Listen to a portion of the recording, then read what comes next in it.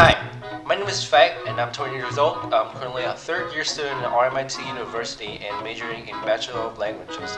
So in this autobiography today, I'm going to talk a bit about me, my background, and my family culture. So let's get into it. So first thing first, I was born into a deeply traditional Vietnamese family where history is not distant but lived and remembered. Why?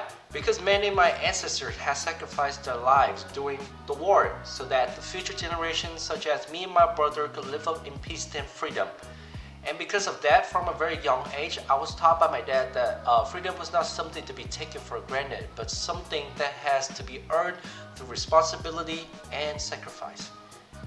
These beliefs has become a fundamental part of my primary socialization, shaping how I understand duty, gratitude, and identity.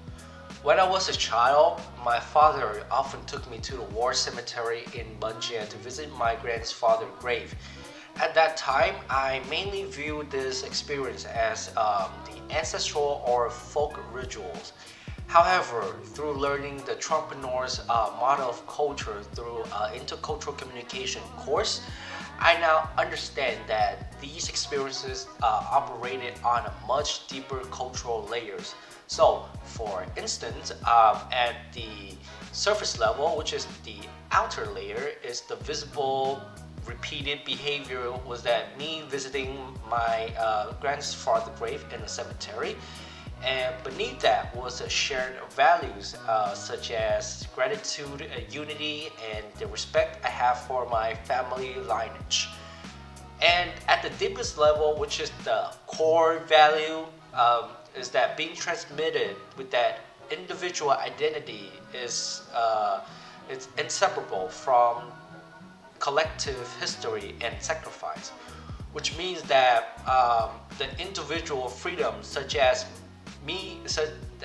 that me and my brother have exists because that the collective sacrifice from my ancestor, and therefore we have the responsibility to live in a way that honor their legacy. These early lessons continue to shape who I am today, particularly in how I relate to my family, and this even becomes clearer when viewed through Hofstadter cultural dimensions.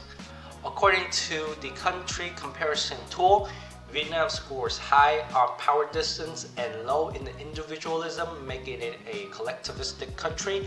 So, my family strongly reflects that. Here's why. On a collectivist orientation point of view, unity with loved ones is prioritized over individual reference, and important decisions are often made with the group in mind, which means that whenever any family members make any sort of important decisions, they always have to put family priority in their mind. So making the decisions would benefit everyone. Next up is a high power distance structure within my family, is that patriarch decisions such as decisions made by my dad are rarely questioned or going against it because it may be viewed as inappropriate among the family members, as it could disrupt harmony and show disrespect.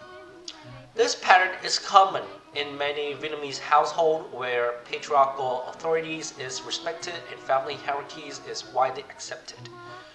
Because of this upbringing, my everyday behavior strongly reflects in the values instilled within me through primary socializations. I consistently show respect towards elders, seniors, and my teachers and my parents. Because I was taught from a very young age by my dad that who I am today is the result of their sacrifice and guidance. This reflects not only personal values, but also what Byron describes as intercultural attitudes, which is a sense of respect, openness, a willingness to recognize the significance of others. These attitudes strongly influence my communication style. Growing up in a collectivist and high-powered distant family, I learned that being over-direct, especially with the elders or the patriarch figures such as my dad, could be interpreted as disrespectful.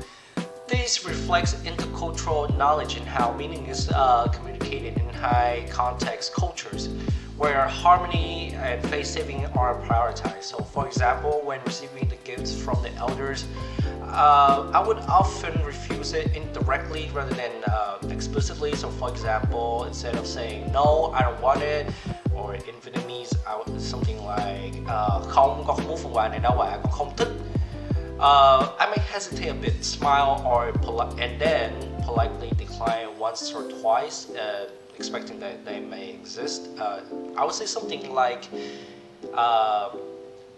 dạ, con không cần đâu ạ, con cảm ơn nhưng mà con không cần, which means that thank you, but you don't need to give me that present. This indirect refusal allows respect to be maintained while still acknowledging generosity. So as I grew older and encountered new environments and social groups, I began to develop what Byram's refers to skills of interpreting and relating. I learned that in some contexts, particularly among peers or in academic settings, direct communication is not too bad. It's rather a sign of clarity and honesty. This awareness helped me reinterpret my earlier assumptions about directness and understand that communication styles are culturally situated, not universally correct or incorrect. Today, my communication style combines both indirect and direct approaches. Depending on the situation, the flexibility demonstrates my ongoing developing intercultural communication competence, as I am learning to adapt my behavior while remaining grounded in my core cultural values. Rather than abandoning my cultural identity, I have tried to learn to negotiate meaning across contexts in a more conscious, respectful, and effective way. Beyond my family culture and my background, another important collective that has shaped my identity is my hobby, going to the gym. Growing up, I often heard people saying that my father was successful and has built a strong foundation for his children. And because of this, many people naturally expected that me and my brother would follow his footsteps. At first, I accepted this expectation, assuming that I would eventually take a similar path. I even chose a job that considered in line with those expectations, thinking that over time I might grow into it. However, as time passed, I realized that this path is not suitable for me. Instead of feeling motivated, I felt increasingly uncertain and disconnected from what I was doing. I began to question myself, my direction in life, and I have a sense of confusion about my future. During this period, the gym entered my life not as a lifestyle choice, but as a form of therapy. It became a space where I could pause, focus inward, and regain a sense of control. Over time, I began to realize that gym training is more than physical exercise. It has become a spiritual significance to me. At a deeper level, consistent training has taught me discipline, self-reflections, and the purpose. Setting up fitness goals require long-term commitment, patience, and accountability. These values helped me develop a clearer direction not only in my physical life but also in my academic, emotional, and personal life. Rather than chasing the immediate results, I learned to value gradual progress and self-improvement. This experience aligns with the research in sports and scientist psychology, which suggests that physical training can support spiritual well-being, personal growth, and resilience by providing individuals meaning, structure, and inner clarity beyond the physical body itself. It became a place where I can rebuild my sense of identity and purpose. Through this journey, I noticed a gradual shift in my personality.